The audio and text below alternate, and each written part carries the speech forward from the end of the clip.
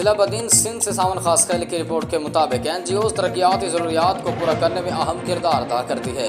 Deputy commissioner بدین یاسر بھٹی نے پیر کے روز دربار ہال بدین میں مختلف سول سوسائٹی آرگنائزیشن ضلع بدین کے نمائندوں کے ایک اہم اجلاس کی صدارت کرتے ہوئے کہا کہ کم بجٹ کے بعد ضلع بھر میں حکومت غریبوں کو سہولتیں فراہم نہیں کر سکتی۔ دور دراز کے علاقوں میں NGOs ضلع بدین کی ترقی کا اہم ضروریات کو پورا کرنے میں اہم کردار ادا کر رہی ہیں۔ DC بدین یاسر بھٹی نے ضلع بدین کے دور دراز علاقوں میں رہنے والے غریب اور پسماندہ لوگوں تک پہنچنے میں NGOs کے سربراہوں کے تعاون کو سراہا۔ انہوں نے مزید کہا کہ مقامی، قومی اور بین الاقوامی NGOs انسانیت کی فلاح و بہبود اور بہتری کے لیے اہم کردار ادا کر رہی ہیں اور لوگوں کے دکھ اور درد میں شریک ہیں۔ DC بدین نے NGOs پر زور دیا کہ وہ واش، موسمیاتی تبدیلی اور صحت کی بہتری نگہداشت جیسے اہم شعبوں میں اپنی سرگرمیوں کو بڑھائیں، اور انہوں نے زور دیا کہ NGOs کے نمائندے بدین کے غریب لوگوں کی مدد کے لیے ضلعی انتظامیہ کو اپنا تعاون فراہم